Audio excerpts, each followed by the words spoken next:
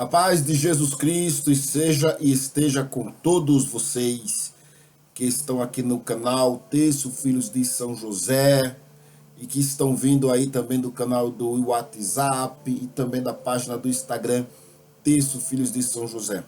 Se você ainda não se inscreveu nesses canais, se inscrevam, tá? Também se você quer se tornar um filho de São José, nós temos o nosso cadastro.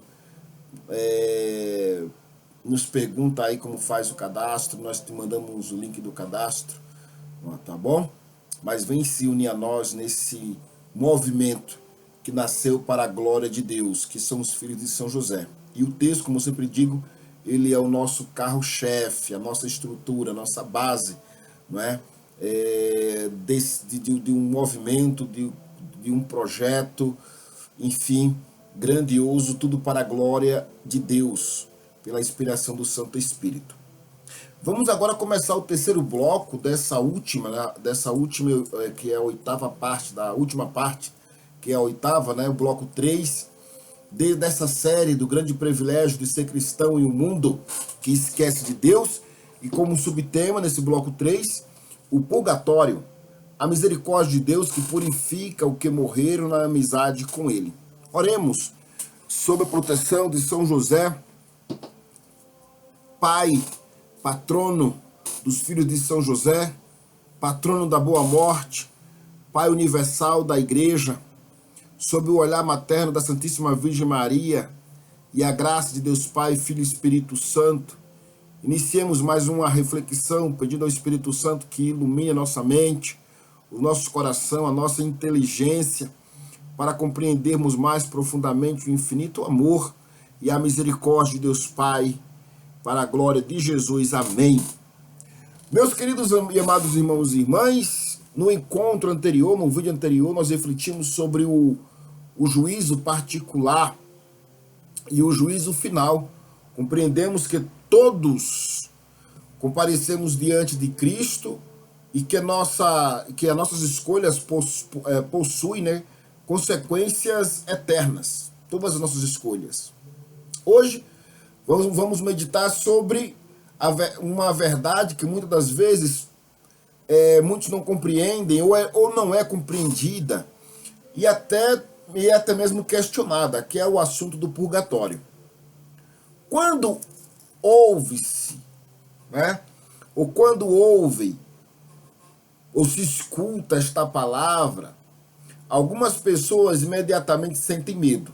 Outras acredito que seja uma invenção da igreja, ainda que pense que o purgatório seja uma segunda oportunidade de salvação, mas a igreja nunca disse isso e muito menos ensinou.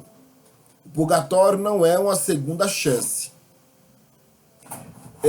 A decisão definitiva sobre Deus, ela acontece durante a nossa vida, durante a nossa existência aqui na Terra. Depois da morte não existe nova convenção, nova oportunidade. O purgatório ele é destinado àqueles que morreram na graça de Deus, reconciliados com Jesus Cristo, aliás, reconciliados com Deus através de Jesus Cristo, mas que ainda necessitam de uma purificação antes de contemplar a santidade de Deus face a face. A palavra de Deus nos revela que nada de impuro pode entrar na presença do Senhor.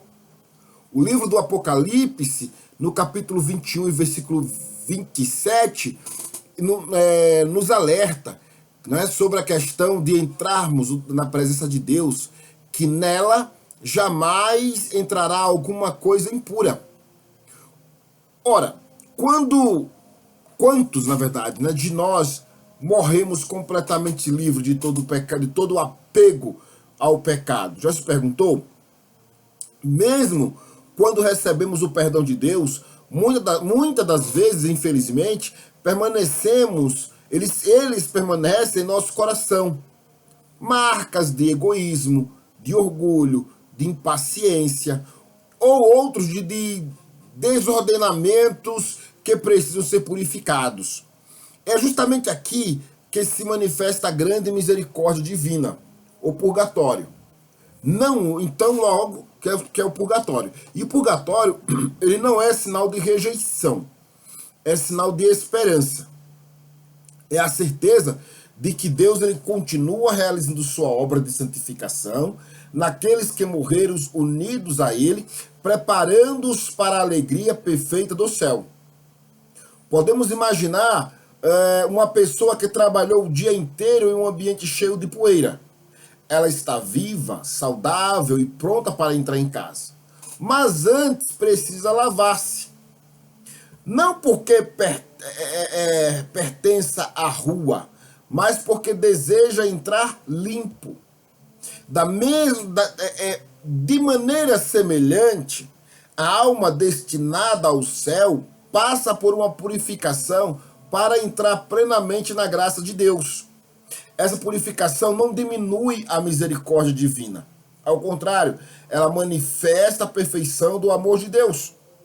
A igreja ela encontra fundamentos para essa realidade também nas Escrituras Sagradas.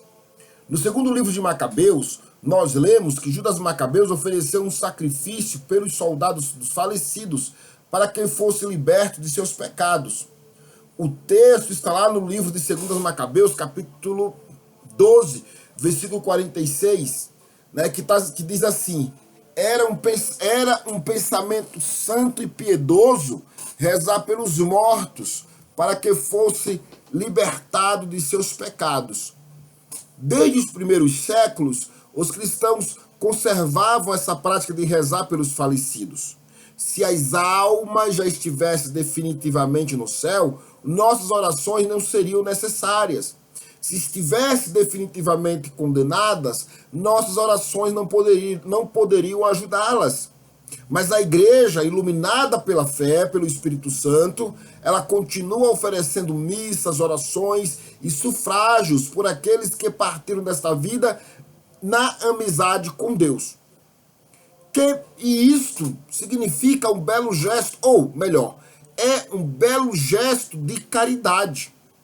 A comunhão dos santos não termina com a morte.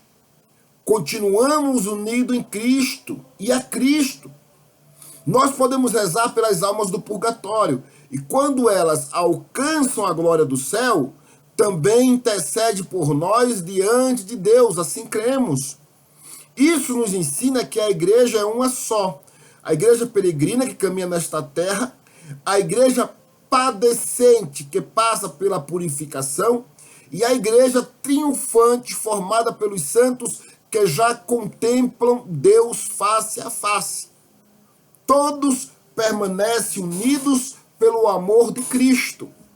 Meus irmãos, essa verdade, ela também nos leva a refletir sobre nossa própria vida.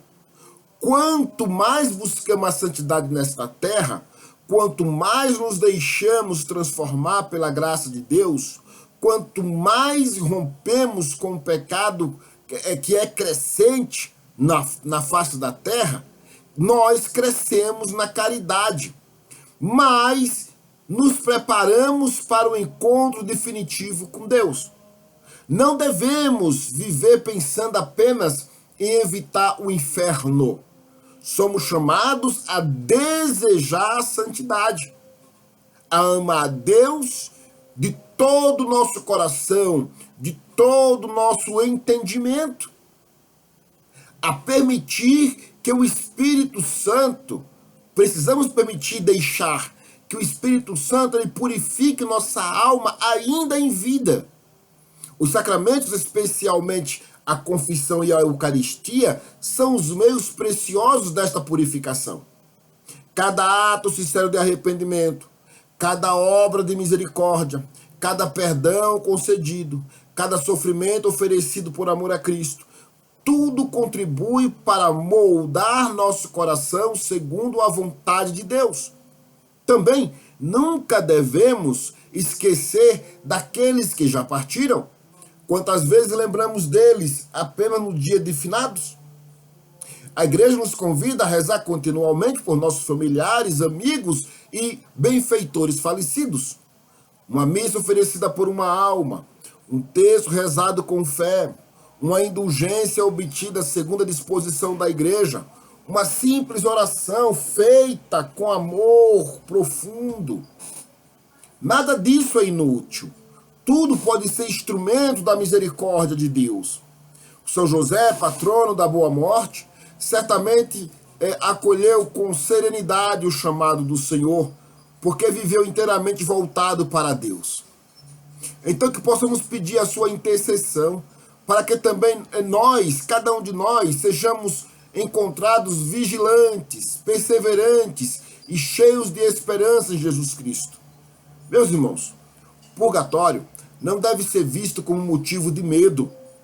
Ele nos recorda que Deus deseja nos santificar de forma completa, por inteira. O seu amor, o amor divino, é tão grande que não se conforma com uma santidade incompleta. Ele quer apresentar a cada um de nós puro, belo e preparado para a alegria eterna.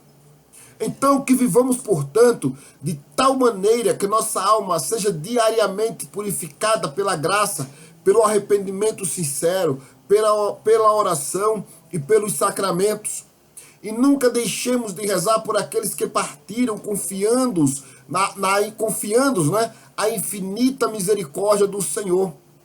Roguemos então, queridos, que São José interceda por todos os nossos familiares e amigos falecidos. Que Nossa Senhora, Mãe da Esperança, console todos os que choram perda de seus entes queridos. E que o Espírito Santo nos compreenda ou nos faça compreender que toda a nossa vida é um caminho de santificação rumo ao abraço do Pai eterno, que nos aguarda com alegria para gozarmos com Ele nas mansões celestiais e com Ele vivermos para toda a eternidade. Que Deus abençoe a todos. Vamos para o quarto bloco dessa oitava e última parte desta série. O grande privilégio de sermos cristãos em um mundo que se esquece de Deus.